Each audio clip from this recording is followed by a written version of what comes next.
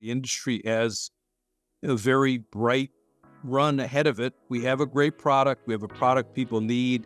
We have a product that the affordability is a challenge, but as I've mentioned before, there are plenty of people who have retirement savings, they have pensions, they have equity from their home. There are plenty of people who can afford market rate senior housing. This was never an easy business, but we'll get through it. And I think there's a lot of reasons to be very bullish about senior housing. Welcome to Season 7 of Bridge the Gap, a podcast dedicated to informing, educating, and influencing the future of housing and services for seniors. Powered by sponsors AccuShield, Align, Nick Map Vision, ProCare HR, Hamilton Captel, ServiceMaster, Patriot Angels, The Bridge Group Construction, and Solinity, and produced by Solinity Marketing. Welcome to Bridge the Gap podcast, the senior living podcast, and a great episode on today. A good friend of the industry and the program. We want to welcome back to the show, Dave Schless of ASHA. Welcome to the show. Thank you, Lucas. It's always good to be with you. Absolutely. Good to see you back on. And for our listeners, they're probably thinking, okay, I know why Dave is back on is because they're going to talk about the membership meeting, because that's typically when we have Dave, and we have the membership annual meeting coming up January 22nd through the 24th. And, I was actually surprised by the location. This is going to be fun. It's in Miami. Dave, what can people expect to get out of the annual meeting coming up in January? The ASHA meetings are usually very high level participation. So we expect a very good turnout, probably somewhere 650 to 700 industry leaders across the space. So developer, owner, operator, lender, investor types, for-profit, not-for-profit, all of the different product segments from active adult through AL, memory care, life plans. So we really kind of cover the gamut. We really try and make the meetings a mix of educational content with great networking. I think that's really what we try to do with these meetings, very cognizant of why do people come to these meetings. They come to the meetings to learn, and they come to the meetings to, network with other industry leaders. We really do encourage people to, participate fully in the sessions, try and block plenty of time for activities and networking. So it's what we've tried to do since ASHA was started 30 plus years ago. Well, and you take great care of the members, and you really do put a lot of intent and thought into these annual meetings, and just a great support around the industry. I mean, I noticed even recently you've been sending out a lot of information to your members in regards to negative press that's been out there about our industry. And it's always nice to know that we can rely on ASHA. We can rely on an organization like yours that you've been a part of for so long and so many years to get our back, to get the senior living industries back. How is the response to some of those things that have just recently come out? A couple of different major publications that you're referring to. The first was the New York Times, which ran a series a few weeks ago that they did with the Kaiser Family Foundation, mostly focused on the cost of long-term care. There were some jabs taken about the AL industry in particular, but we kind of viewed that piece as an opportunity to talk about, some real societal issues that are out there, the need to try and revitalize long-term care insurance market, the need to plan for, one's retirement. And they're complicated issues, but they're real issues. And with expanded longevity, there are costs associated with, providing care for people who live to advanced stages. So we're fortunate enough to get our letter published by the New York Times. That piece, again, was focused on a real issue, and it's a real challenge. And we know, yes, there is definitely a population that has pensions, they've saved for retirement, they've got home equity, they can afford the various products, but we know that there's a number of people who either didn't make enough money or didn't plan and didn't save. And so, it identified some very real issues. And that piece was, probably neutral relative to the several stories that ran this past Sunday in the Washington Post, which, as you mentioned, we knew that was coming. That was several months and several reporters in the makings. The Post invested heavily in that piece. We, over the years, have spent a lot of time with crisis communications folks and legal counsel, and we have a lot of people that we work with. And so, I think we tried as best we could to get people in the industry prepared for what ultimately was published.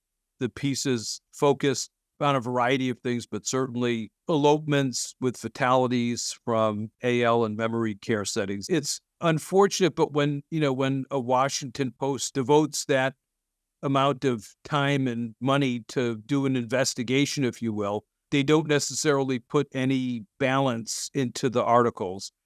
And that was what we thought would happen. And that was, what happened. So, there's a lot of mischaracterizations, a lot of things that are in the articles that are really unfortunate because I don't think they help the consumer. They don't really tell the complex story of taking care of folks that have cognitive impairment. And they really mischaracterize an industry that is overwhelmingly positive, that overwhelmingly does a terrific job taking care of a lot of people 7 days a week, 24 hours a day, 365 days a year. One of the things that ASHA's been working on, we've talked a little bit about it, but we'll talk more about it at the annual meeting. We've been really working hard on our Where You Live Matters website. There is a vehicle for us to help the industry tell its story in this instance, to provide a response to a very negative story. So those are the things that we expect to be able to do with a much better platform when the new Where You Live Matters rolls out next year. But, there's a number of things in those Washington Post articles. I would say they really do a disservice to everyone. They do a disservice to the consumer,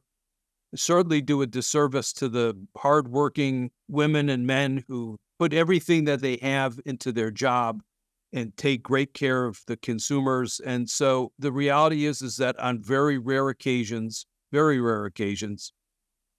are incidents that take place in communities with tragic results. So no one wants to diminish that. They're absolutely tragic, and everyone is so negatively affected, the staff, the residents, everyone. It's horrible when it happens, but it happens extremely rarely. And the truth is, people who have cognitive impairments, those folks are far safer living in assisted living than they are living at home with an informal caregiver. And I believe that in my heart. I think that is the fact. And it's a very complex population to take care of. Overwhelmingly, the industry does a great job, and its workforce deserves better than what the Washington Post wrote last Sunday. Yeah, well said, Dave. I totally agree with you. Again, this is a great testimony and testament to the reason why an organization like ASHA is so important to our industry, because I'm sure you have lost count over the many, many years of how many times ASHA has stepped up to be a voice for our industry and be a voice for the caregivers and the workers that have given their lives to do this very heavy lifting, very complicated work in caring for older adults in various stages of their life. And so thank you for ASHA continuing to just hold that mantle for the industry. And so transitioning on into 2024, I'm sure there will be other battles fought continuing into 24. So much that is still settling from the storms that have been raging over the years as so many things have impacted the industry, and we have seen still the after effects of cost soaring and operators still having challenges being successful in the marketplace. We have seen trends of occupancy rising. I'm hearing that, but costs are still a big factor. Development is still very strained. And I know that labor is still strained. I've just gone down a litany of a menu of different things. What do you think 2024 is going to be like for senior housing? There's still a lot of issues that the industry will have to kind of slog through in 2024. When I look at the challenges, the capital markets and the liquidity issues that are out there, and again, that's a little bit more broad than senior housing, but those are challenges that have affected a lot of people over the course of the past year. And some hopeful signs that, perhaps the interest rates will tick down a bit next year, and dramatic increases in interest rates were, one of the real challenges that affected us this year. There's certainly some signs that, that some of the labor challenges have maybe tempered a bit. Again, it's still a challenging labor market, I think, for, most of the operators and most parts of the country. I am an optimist by nature, so I look at 2024 as a transition year. I think you got to kind of get through 2024, beginning 2025 and beyond. I think there's a really positive things that we're going to see in the industry. Ultimately, I am one of those people who believes that we will have a lot more demand than we will have supply of senior housing, and I think that's in the not too distant future. I know there are people that don't necessarily want to hear that. I think that's going to happen. I think the demographics are real, particularly, as you say, with the constrained construction environment, lending environment. I do think that we will see that again. I am, optimistic that the industry has a very bright run ahead of it. We have a great product. We have a product people need. We have a product that the affordability is a challenge, but as I've mentioned before, there are plenty of people who have retirement savings, they have pensions, they have equity from their home. There are plenty of people who can afford market rate senior housing. This was never an easy business, but we'll get through it. And I think there's a lot of reasons to be very bullish about senior housing.